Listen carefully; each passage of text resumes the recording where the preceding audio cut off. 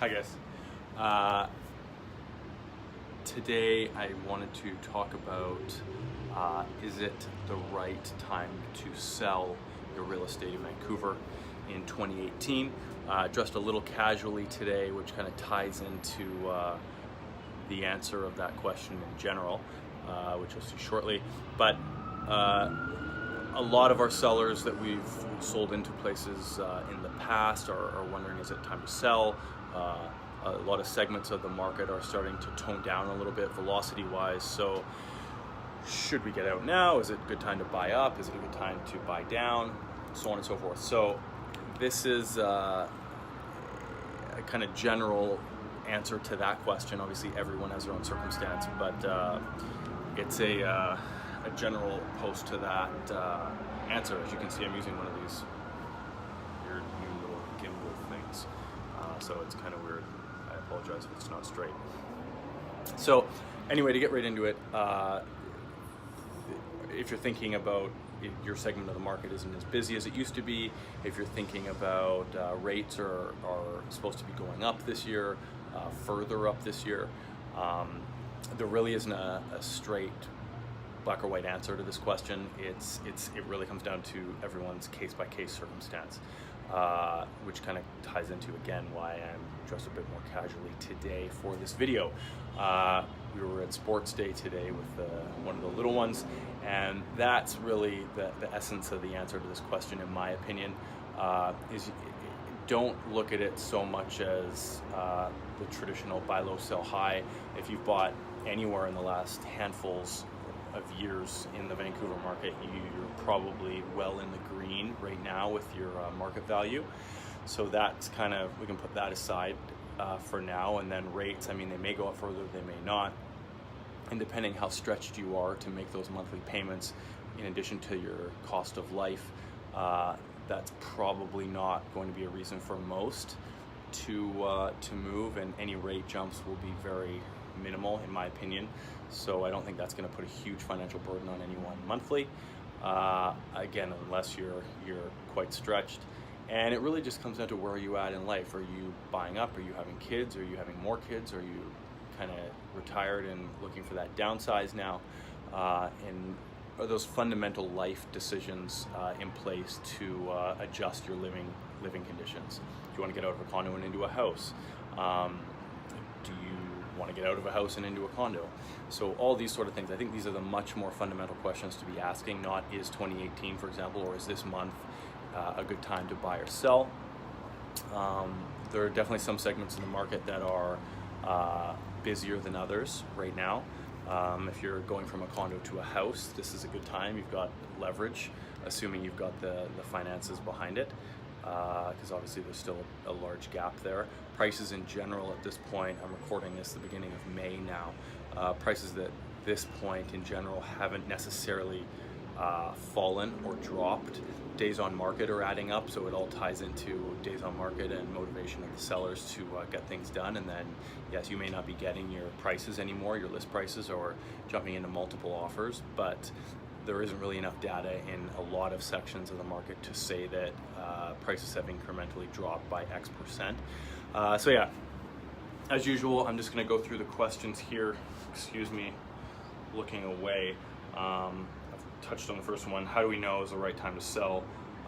Again, the main question or answer for that, I think, is it really has to be case by case for you and your circumstance right now with family and job and all that sort of stuff and what you're doing. The next question is, how will the market impact my decision this year? Again, I think the biggest impact for the market in general towards what you're doing is if you're wanting to, for example, buy up right now the entry level of the market, kind of the studio and one bedroom markets. Again, if always with the caveat of being priced realistically, that market is still moving quite quickly. And then if you're kind of getting up to the entry level 2-bed market or the higher end 2-bed market, and so on, those markets are traditionally a bit slower right now. And then again, a big difference is the condo to the house market. And if you're wanting to get out of a condo and get into a house, and you can either get that loan now to cover the difference with the equity you built in the condo, or you've come into some more money, or you've just saved up enough, or whatever your financial circumstance may be, the velocity of the housing market is substantially slower than that of the condo market still. So you've got a bit of leverage on that jump. So these are the different kind of plays in the market that you can start to think about and start to see if it's worthwhile using those advantages, market advantages for you to make that move.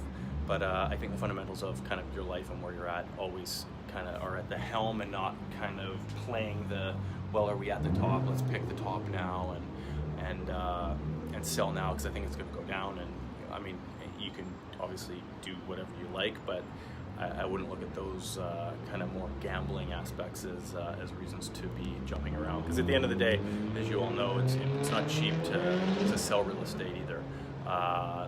Obviously, there's potential taxes involved if it's not your principal residence. There's marketing fees, agent fees, and all that sort of stuff. So it's a serious decision, and it's not one I think that anyone should be taking lightly. That's that pretty much. It's a good time to be a seller. I've touched on that. Depending on what direction you're going on, purchase-wise, you can get a bit more leverage moving in different directions. Again, if you're downsizing from a larger 2-bed, for example, to a 1-bed, you're going to have, in theory, a lot slower time selling the 2-bed, depending again on the specifics, than you will be jumping down into the 1-bed market, which the velocity right now is quite consistent and moving quite quickly. So the exact opposite, if you were jumping from a condo to a house, you'll find from jumping from whatever down to that entry-level condo market. What's the next step? The next step, really, I would suggest picking, again, it always comes back to picking an agent, and picking an agent that you don't only feel is going to do the best marketing and negotiating for you. That's obviously a must either way, but picking an agent that you can kind of sit down with and have a conversation that you believe is a truthful one, with no motivation of, do you think I should be selling right now based on this circumstance in my life, or in conjunction with the market, or not? And I think that's the next step for anyone wondering if they want to make a move this year. And obviously with us as agents in Vancouver, those are conversations we have all the time, and really getting to the base of the fundamentals. Sorry, these loud cars going by. The fundamentals of, is it the right time based on A, B, C, and D, not just, well, you've made money on your house or condo, so let's get out now and do something else. Because it's obviously it's always a lot deeper than just that kind of surface question of, well, we can make this much money, let's get out now.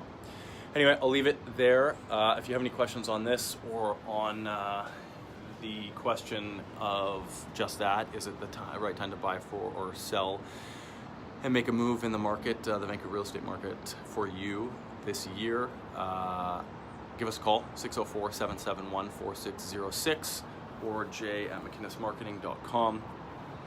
And I apologize, I'm squinting here. It's a very nice sunny day, as you all know, which you can kind of see from where I'm currently standing. Anyway, look forward to hearing from you, and thanks again for listening, as usual. Again, all the posts that are on the website are inevitably going to be put into video format like this one. We've also got everything in the podcast, which is the Vancouver Real Estate audio experience, on all platforms that you can listen to your podcast on. So feel free to listen to us there while driving. And yeah, we look forward to hearing from you soon. Bye for now.